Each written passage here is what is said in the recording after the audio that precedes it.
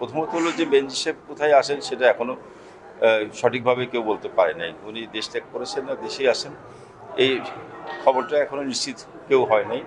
অতএব নিশ্চিতভাবে বলা যায় না যে উনি দেশ ত্যাগ করেছেন।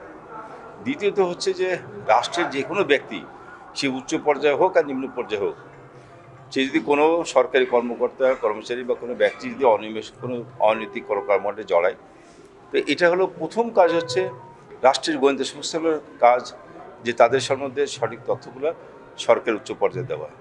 এক্ষেত্রে গোয়েন্দাদের ব্যর্থতা হিসাবে চিহ্নিত হবে।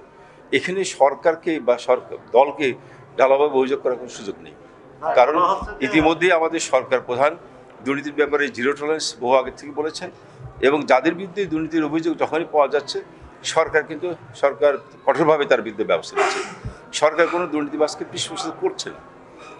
এইগুলো বিএনপি এখন তাদের অতীতের কর্মকাণ্ড 2001 থেকে 2006 সাল পর্যন্ত হাভবন বানিয়ে যে লুটপাট করেছিল, সেটার থেকে মানুষের যে একটা নেতিবাচক বিএনপির প্রতি ধারণা ছিল, সেখান থেকে বেরিয়ে আসার জন্য এখন বিএনপি এটা নানান ধরনের মিথ্যাচার করে চেষ্টা করছে যে জনগণকে বিভ্রান্ত করার। কারণ বিএনপি সেই দল যারা এখন কথা বলছেন দুর্নীতিবিদদের, তাদের শীর্ষ নেতা বেগম খালেদা জিয়া, উনিও দুর্নীতিতে অভিযুক্ত হয়ে দণ্ডপ্রাপ্ত, এবং তার আরেক শীর্ষ নেতা তারেক রহমান, উনিও দুর্নীতি এবং নানান অপকর্মের কারণে, সন্ত্রাসী কর্মকাণ্ডের কারণে দণ্ডপ্রাপ্ত হয়ে বিদেশে পলাতক। যে দলের শীর্ষ দুই নেতাই দুর্নীতি, অর্থ পাচার, অর্থ কেলেঙ্কারিতে অভিযুক্ত হয়ে আদালত কর্তৃক দণ্ডপ্রাপ্ত, সেই দলের নেতাদের মুখে এই দুর্নীতির বিরুদ্ধে কথা বলা মানায় না। এটা তো সবচেয়ে গুরুত্বপূর্ণ বিষয়, কারণ এই যে নিরাপদ খাদ্য একটা মানুষের জন্য কতখানি প্রয়োজন। আজকে আমাদের দেশের লক্ষ লক্ষ কোটি কোটি মানুষ শারীরিকভাবে অসুস্থ, এই বিভিন্নভাবে অসুস্থতা দেখা যায়, তাদের চিকিৎসার জন্য দেশে এবং বিদেশে চিকিৎসা করতে যায়। অথচ এই অসুস্থতার একটা বড় কারণ হচ্ছে খাদ্য। এই যে ভালো খাদ্য যদি না খাওয়া যায় বা নিরাপদ খাদ্য যদি না খাওয়া যায়, তাহলে শারীরিকভাবে অসুস্থ হতে পারে।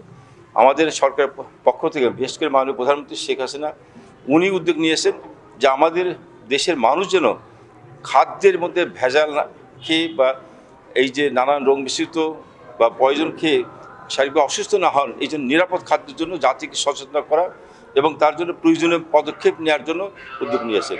যে উদ্যোগের ফলে আজকে এই নিরাপদ খাদ্য এখানে আলোচনা সভা আসে, সারা দেশে আজকে নিরাপদ খাদ্য দিবস পালিত হচ্ছে। এগুলো একটা হাস্যকর কথা। বিএনপি কেন এইসব কথাবার্তা বলতে যায়? ওদের লজ্জা হয় না? এই দেশের জনগণ দেখেনি আজিজ মার্কা নির্বাচন কমিশনকে? রাতে দিনের বেলায় যে পালাই গেছে এক দরজা দিয়ে ঢুকে আরেক দরজা দিয়ে, দেখে নেই? এদেশের জনগণ দেখে নেই জিয়া রহমানের হানা ভোটের নির্বাচন? এদেশের জনগণ দেখে নেই মাগুরার সেই নির্বাচন, দুর্নীতি নির্বাচন? এদেশে দেখে নেই ঢাকা 10-এ ফালুর নির্বাচন? এগুলোকে ভুলে গেছে তারা? এদের মুখে কোন লজ্জায় এরা আবার নির্বাচন কমিশনের বিরুদ্ধে কথা বলে? সিপিবি কে বলেছে কী বলেছে সেটা আমি জানতে চাই না, আমার সে ব্যাপারে কথা বলার আগ্রহ নেই। তবে আমি অনুরোধ করব, যারাই কথা বলে না কেন খাদ্যদ্রব্য বা মূল্য বৃদ্ধির কারণে, এটা সারা বিশ্বেই এটা মূল্যদ্রব্য বৃদ্ধি পেয়েছে, এটা দেখতে হবে। কারণ আমরা বলেছি যে করোনাকালীন 2 বছরের দুর্যোগ এবং রাশিয়া ইউক্রেনের যুদ্ধের কারণে একটা বৈশ্বিক মন্দা অবস্থা চলছে, সারা বিশ্বে একটা অর্থনৈতিক মন্দা চলছে। এই মন্দার কারণে আমাদের দেশ শুধু না, সারা পৃথিবীতে প্রত্যেক এমন কোনো দেশ নেই যেখানে দ্রব্যমূল্য বৃদ্ধি পায় নাই।